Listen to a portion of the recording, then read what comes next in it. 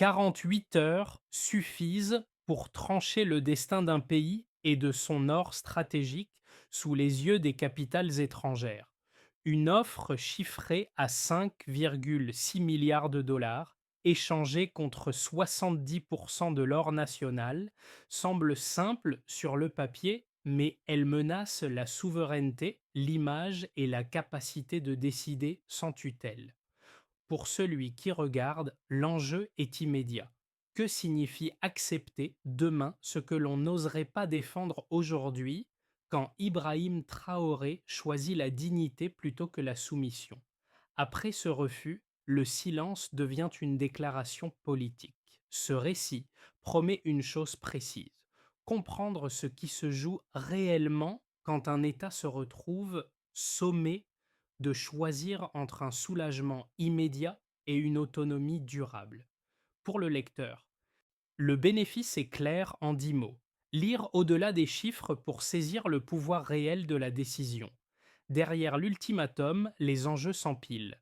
D'un côté, l'argent, la liquidité, la possibilité d'éviter sanctions et isolement. De l'autre, l'or, socle matériel, mais aussi symbole politique d'une souveraineté difficilement conquise. Chaque option paraît rationnelle à court terme, mais instable sur la durée.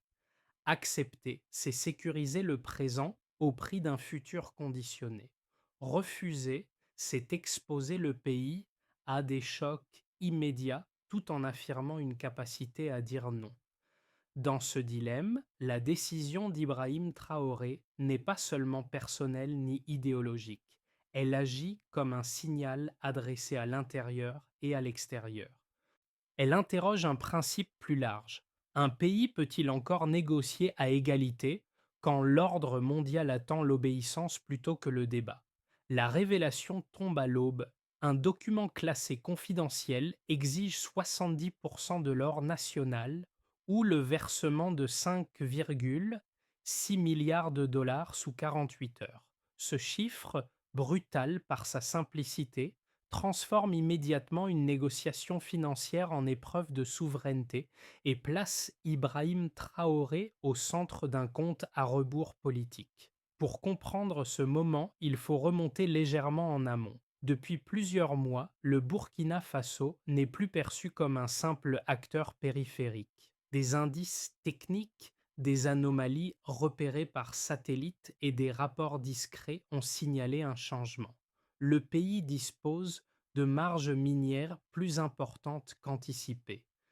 Cette information, d'abord fragmentaire, circule rapidement entre capitales, alimentant une inquiétude silencieuse. Lorsqu'un État longtemps considéré comme prévisible devient potentiellement autonome, l'ordre établi réagit rarement par la patience. La pression qui s'exerce alors ne relève pas seulement de l'économie, elle engage une lecture hiérarchique du monde. Certains décident, d'autres s'ajustent. L'ultimatum formalise cette logique en la condensant dans un délai extrême.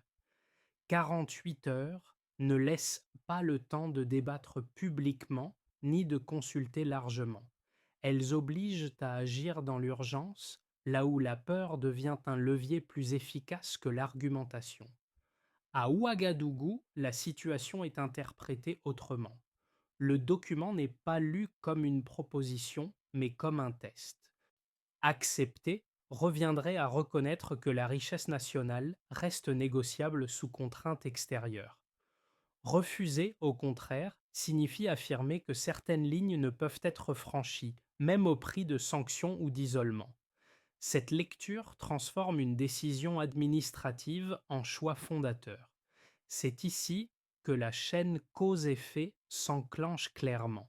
Découverte de nouvelles capacités implique surveillance accrue, implique réaction diplomatique, implique pression financière directe. Chaque maillon renforce le suivant, réduisant progressivement l'espace de manœuvre. Dans ce mécanisme, Ibrahim Traoré n'est pas l'origine du conflit, mais le point de cristallisation. Sa position concentre des tensions accumulées depuis longtemps et révèle une question plus large: jusqu'où un État peut-il défendre ses ressources sans être immédiatement rappelé à l'ordre? Dans les premières heures qui suivent la réception de l'ultimatum, la décision n'est pas encore publique, mais ses effets commencent déjà à se faire sentir. Autour du palais présidentiel, les réunions s'enchaînent sans éclat médiatique. Les ministres, les responsables militaires et les conseillers économiques avancent avec retenue, conscients que chaque mouvement peut être interprété depuis l'extérieur. Ibrahim Traoré, au centre de ce dispositif, adopte une posture mesurée. Peu de mots, beaucoup d'écoute et une priorité claire donnée à la cohérence interne plutôt qu'à la communication immédiate. Un premier micro-cas illustre cet impact précoce. Dans les mines de l'ouest du pays, la rumeur de l'ultimatum circule rapidement parmi les équipes techniques. Les machines sont brièvement arrêtées, non par crainte d'un effondrement, mais pour écouter les bulletins radio locaux.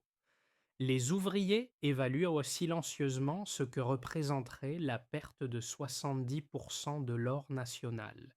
L'effet dominant n'est ni la panique ni la colère, mais une suspension du temps, comme si chacun mesurait la portée collective de chiffres jusque-là abstraits. Un second microcas apparaît dans une université de Ouagadougou. Des étudiants organisent une discussion improvisée autour du document évoqué par la presse étrangère.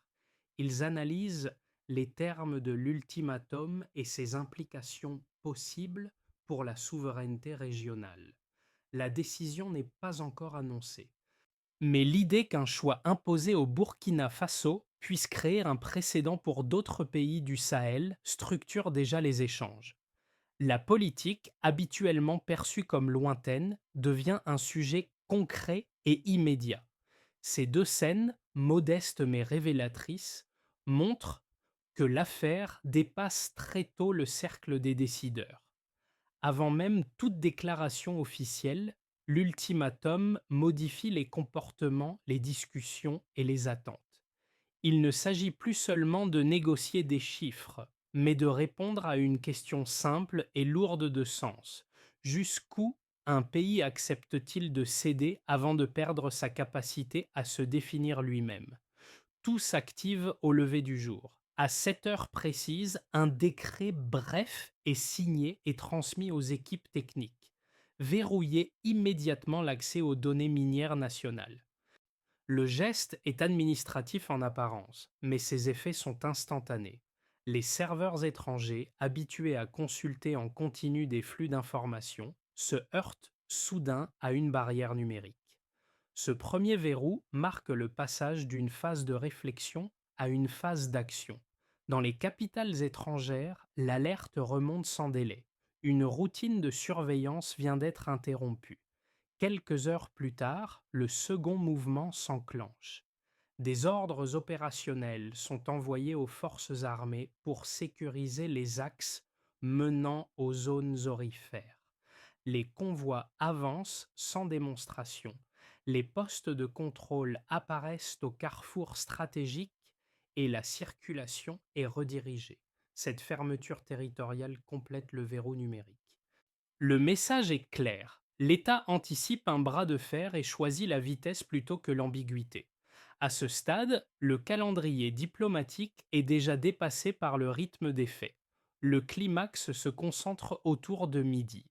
Des unités spécialisées, formées depuis des mois à la protection des sites stratégiques, reçoivent leur première mission officielle, sécuriser physiquement les mines. Aucun emblème, aucune mise en scène, seulement une consigne simple répétée: protéger les réserves nationales contre toute ingérence. Pour les observateurs extérieurs, ce déploiement constitue une escalade. Pour les autorités burkinabées, il s'agit d'une cohérence minimale. Refuser un ultimatum sans protéger la ressource centrale reviendrait à laisser la décision inachevée. C'est à ce moment précis que les flux d'informations provenant des sociétés minières occidentales s'effondrent. Les tableaux de suivi se vident, les projections deviennent incertaines et les analystes doivent travailler avec des hypothèses plutôt qu'avec des données. Le silence numérique agit comme un choc. À Washington, à Londres et à Paris, les cellules de crise se réunissent.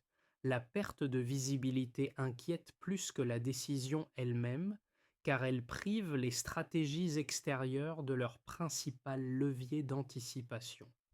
Dans l'après-midi, Ibrahim Traoré apparaît publiquement lors d'une allocution diffusée en direct. Le ton est calme, le propos resserré. Il ne détaille pas les mesures techniques déjà en cours, mais en donne la clé morale. Il ne réclame pas notre or, il réclame notre peur.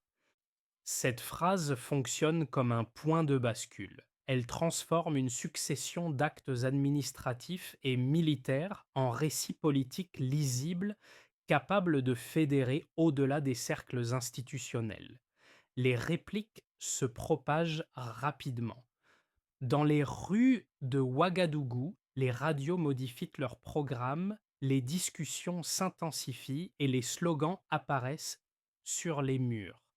Dans les universités et les mines, la décision est interprétée comme une affirmation de continuité. L'État agit en accord avec ce qu'il affirme.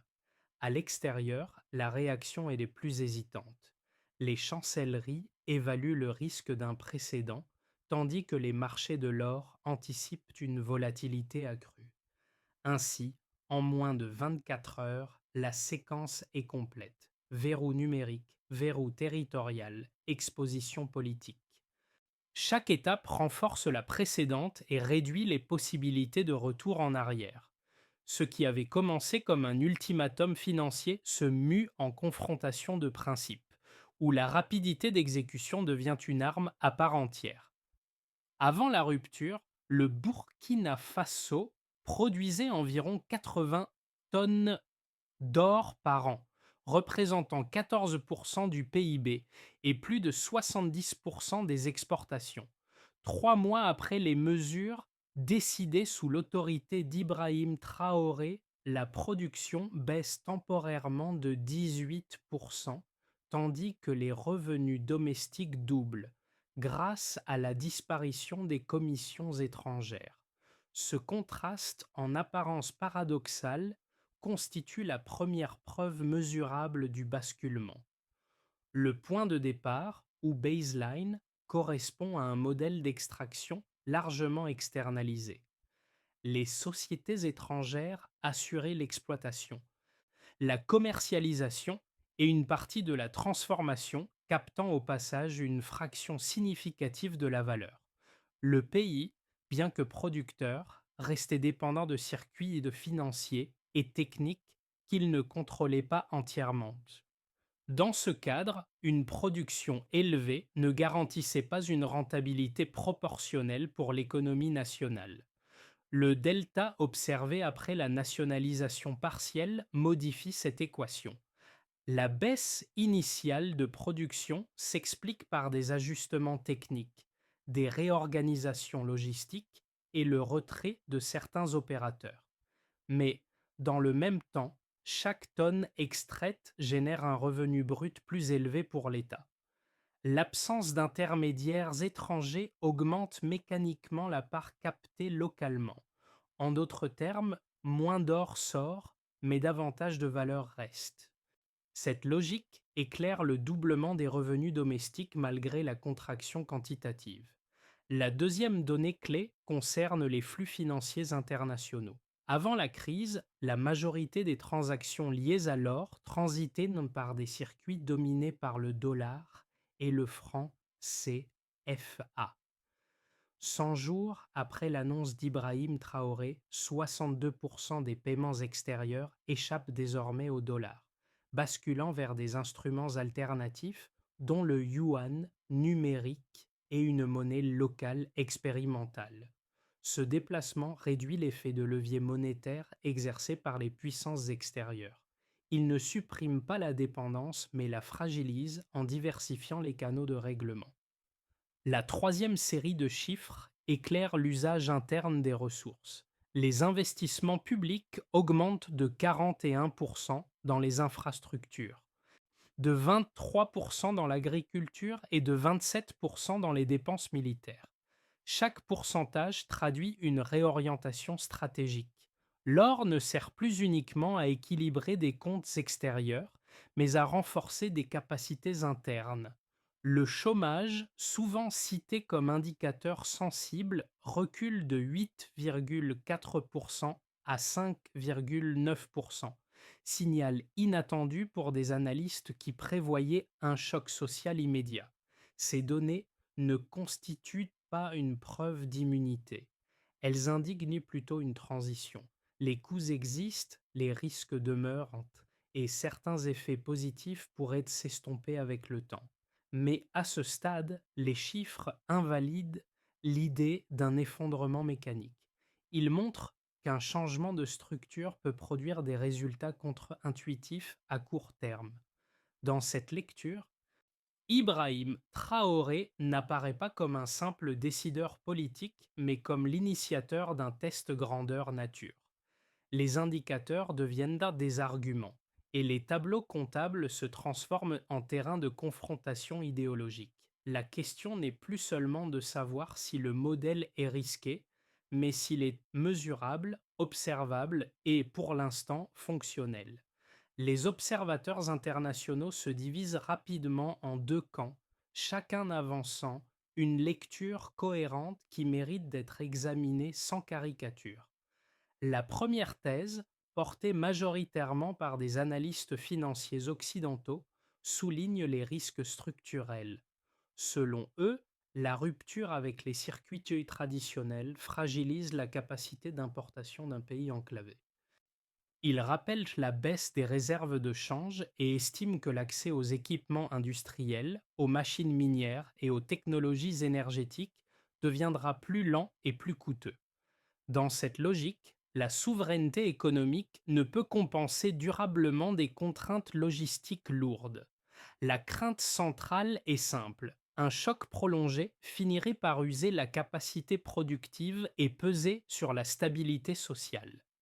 La seconde thèse, défendue par plusieurs économistes africains et régionaux, propose une lecture inverse. Pour eux, la douleur économique initiale n'est pas une anomalie, mais une étape prévisible de toute reprise de contrôle. Ils rappellent que, pendant des décennies, la dépendance au financement et aux opérateurs extérieurs a été présentée comme une nécessité. La baisse temporaire des importations et le retrait d'investisseurs étrangers ne seraient donc pas des signes d'effondrement, mais des marqueurs de transition.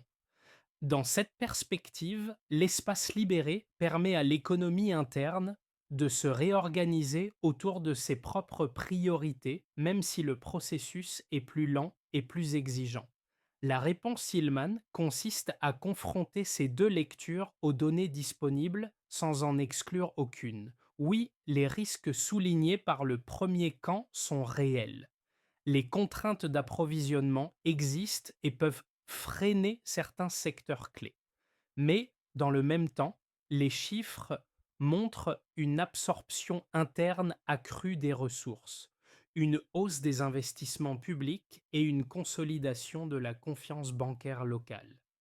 Ces éléments n'annulent pas les dangers, mais ils limitent la portée des scénarios d'effondrement rapide. La décision d'Ibrahim Traoré s'inscrit précisément dans cet entre-deux. Elle ne nie pas les coûts, mais parie sur un arbitrage temporel. Accepter des frictions immédiates pour réduire une vulnérabilité structurelle plus profonde. Les deux camps ont raison sur un point essentiel. Le temps sera le juge. À court terme, la pression est tangible. À moyen terme, la question devient celle de la résilience. Ce débat, loin d'être tranché, révèle surtout une chose: la souveraineté n'est ni gratuite ni abstraite, elle se mesure dans la capacité à tenir lorsque les hypothèses optimistes et pessimistes coexistent. Lorsque l'allocution d'Ibrahim Traoré est diffusée en direct, l'effet dépasse largement le cadre symbolique attendu. Jusqu'alors, la séquence pouvait encore être lue comme une confrontation classique entre un État périphérique et des puissances établies. À partir de ce moment précis, la lecture change. La déclaration ne détaille ni chiffres ni dispositif technique, mais elle reformule l'enjeu dans un langage compréhensible par tous. Elle ne parle pas d'or, elle parle de peur. Et ce déplacement sémantique modifie profondément la dynamique. Ce midpoint agit comme un révélateur. À l'extérieur, les observateurs réalisent que la stratégie burkinabé ne repose pas uniquement sur des mesures économiques ou militaires, mais sur la maîtrise du récit. En moins de 12 heures, le pays a verrouillé ses données, ses sites et désormais son discours. Cette rapidité surprend.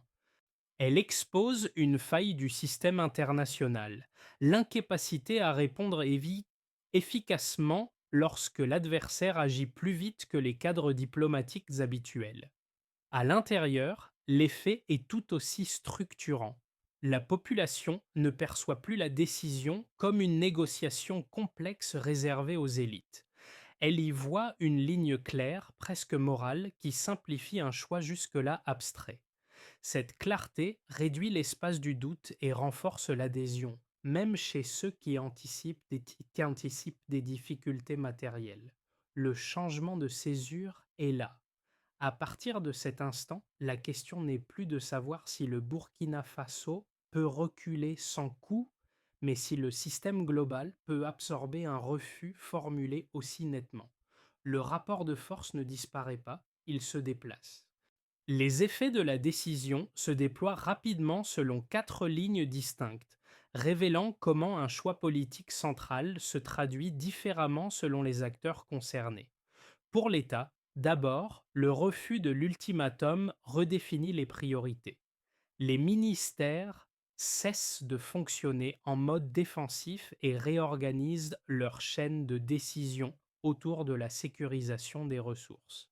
Les recettes issues de l'or, désormais mieux captées, offrent une marge de manœuvre budgétaire inédite, même si elle reste fragile. La pression diplomatique s'intensifie, mais elle est compensée par une plus grande cohérence interne. Dans ce cadre, Ibrahim Traoré devient un point d'ancrage. Sa constance permet à l'appareil d'État de parler d'une seule voix, condition essentielle pour résister aux injonctions contradictoires. Le deuxième groupe concerne les entreprises locales. Longtemps reléguées à des rôles secondaires dans la chaîne d'extraction, elles bénéficient soudain d'un espace élargi.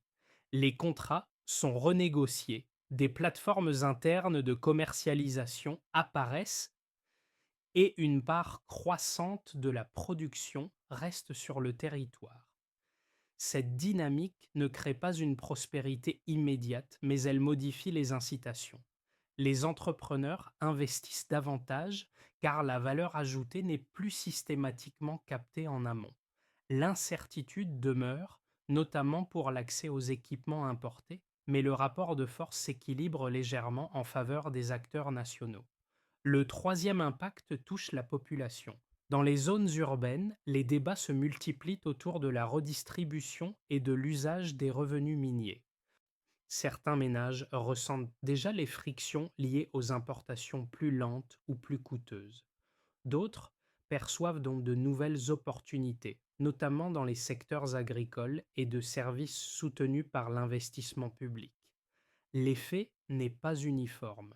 Il oscille entre espoir et inquiétude, mais un changement notable apparaît. La décision est largement interprétée comme un choix collectif plutôt que comme une contrainte subie. Cette perception renforce la tolérance sociale face aux ajustements à court terme. Enfin, le quatrième groupe englobe l'environnement régional. Les pays voisins observent attentivement la séquence. Des discussions informelles émergent autour d'une coopération renforcée, visant à mutualiser les routes commerciales et à sécuriser les ressources stratégiques. Le geste du Burkina Faso fonctionne comme un test. S'il tient, il ouvre un espace pour d'autres initiatives similaires. S'il échoue, il servira d'avertissement. Dans cette zone grise, la position d'Ibrahim Traoré pèse au-delà des frontières nationales, car elle redéfinit ce qui est perçu comme possible ou impossible pour un État du Sahel. Ainsi, les conséquences ne s'additionnent pas simplement.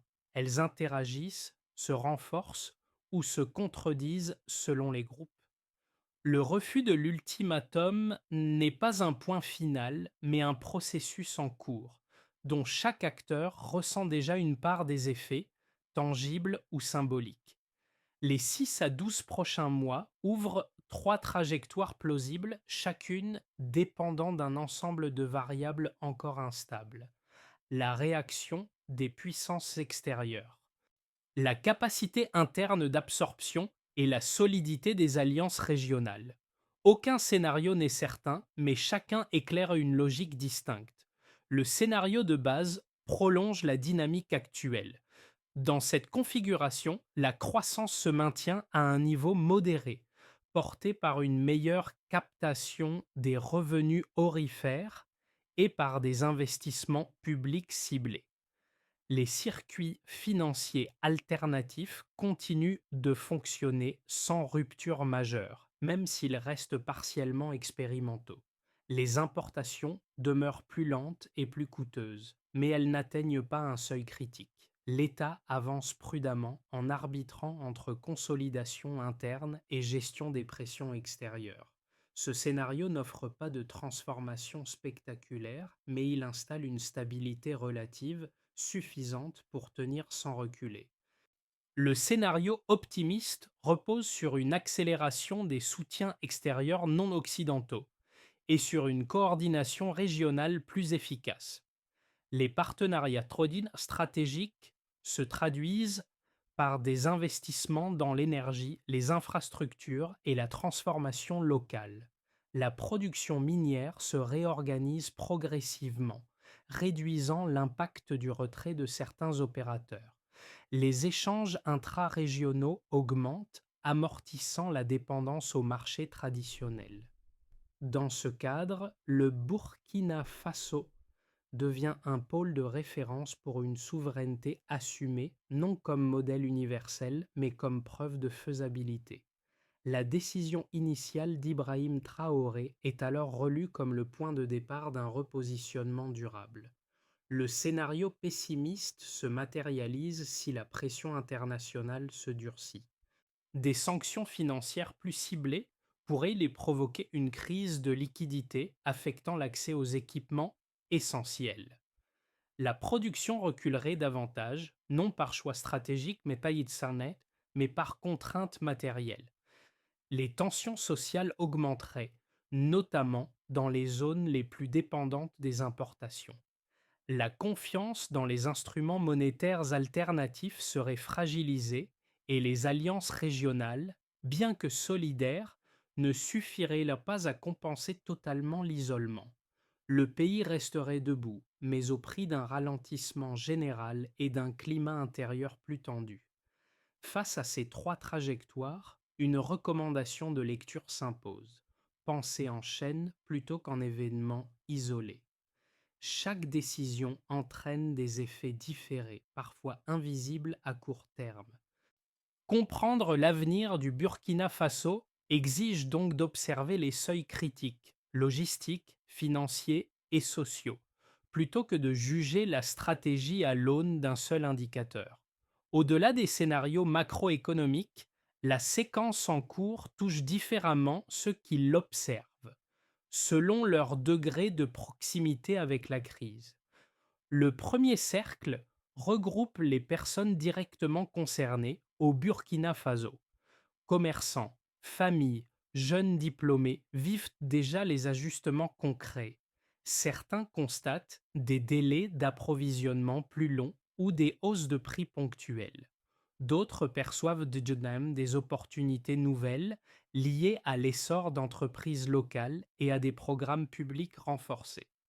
Pour ce groupe, la décision n'est pas abstraite. Elle s'inscrit dans le quotidien, j'ai entre contraintes immédiates et espoir de rééquilibrage. L'enjeu principal reste la capacité à tenir dans la durée sans que les coûts de transition ne dépassent les bénéfices attendus. Le deuxième cercle rassemble les observateurs engagés, universitaires, analystes, journalistes, acteurs associatifs. Pour eux, la situation burkinabé devient un laboratoire à ciel ouvert. Les débats se structurent autour de thèmes récurrents: souveraineté des ressources, dépendance monétaire, capacité d'un État à résister à une pression coordonnée. Les données sont scrutées, comparées, discutées. Les prises de position divergent, mais toutes reconnaissent que la décision d'Ibrahim Traoré a déplacé les lignes du débat. Elle oblige à repenser des certitudes longtemps considérées comme intangibles. Le troisième cercle inclut les spectateurs plus distants, hors de la région. Leur implication est de moins directe, mais l'effet miroir est réel. L'histoire du Burkina Faso interroge leur propre représentation des rapports de force internationaux. Elle pose une question simple mais dérangeante. Que vaut la souveraineté quand elle entre en collision avec la stabilité apparente? Pour ce groupe, le cas burkinabé agit comme un révélateur, invitant à dépasser les jugements rapides pour examiner les mécanismes profonds. Ces trois cercles ne vivent pas la même réalité, mais ils partagent une interrogation commune. Face à un refus assumé, chacun est amené à réfléchir à ce qu'il accepterait ou non de céder lorsque la pression devient systémique. La consolidation de la décision passe désormais par une méthode structurée, articulée autour de plusieurs étapes précises qui définissent qui agit, quand et selon quels critères de réussite. Sans cette traduction opérationnelle, le refus resterait symbolique. Avec elle, il devient un processus mesurable. La première étape concerne la maîtrise intégrale des ressources minières. Sous l'impulsion d'Ibrahim Traoré, un audit national des sites aurifères est lancé, confié conjointement au ministère de l'Énergie et des Mines et aux autorités de sécurité.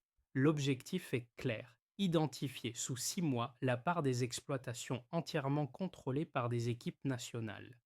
L'indicateur de suivi est simple et lisible: le pourcentage de sites sécurisés et opérés sans intermédiaire étranger. Cette étape constitue le socle matériel de toute souveraineté économique. La deuxième étape vise la réduction de la dépendance énergétique.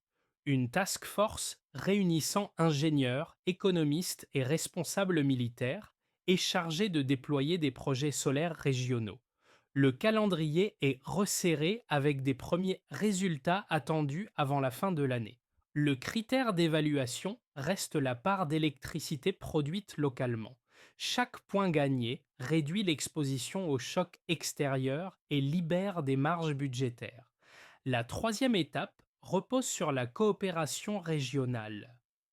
Des réunions trimestrielles sont programmées avec les partenaires du Sahel afin de renforcer les corridors logistiques et les échanges intra-régionaux. Les progrès sont mesurés par des volumes concrets: flux commerciaux, routes sécurisées, accords douaniers simplifiés. Puis cette coordination agit comme un amortisseur face aux pressions internationales. La quatrième étape concerne la population. Des programmes de formation accélérés sont déployés dans les secteurs agricoles, miniers et technologiques. Le succès se mesure par le taux d'insertion professionnelle et la montée en qualification des jeunes.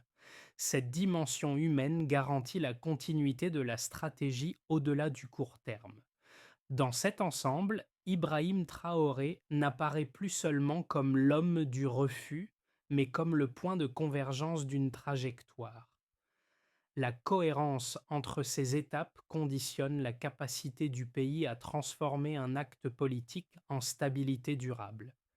Deux images persistent dans les mémoires depuis les premières heures de la crise: des ouvriers de mines, machines à l'arrêt, et rassemblés autour d'une radio pour écouter un bulletin incertain.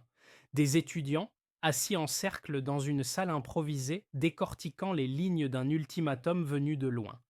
Ces scènes ordinaires, déjà évoquées plus tôt, reviennent guidant comme un fil conducteur. Elles rappellent que la décision n'est pas née dans un bureau isolé, mais dans un pays qui cherchait à comprendre avant d'agir.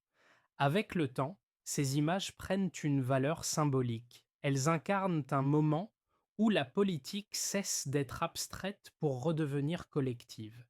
Ibrahim Traoré n'y apparaît pas comme un héros solitaire, mais comme un relais. Sa posture ferme fait écho à ses silences, à ses discussions, à cette attente partagée. Le choix du sommet rejoint ce qui s'est exprimé à la base, donnant au refus une cohérence rarement observée dans des situations de crise. Le rappel est essentiel. Ce récit ne glorifie pas une rupture spectaculaire, il souligne une continuité, celle d'un pays qui accepte les coûts de la dignité pour éviter l'érosion lente de son autonomie. La décision n'efface ni les risques ni les incertitudes. Elle affirme simplement une hiérarchie de valeurs où certaines lignes ne se négocient pas. Une phrase résume cette dynamique en moins de 12 mots.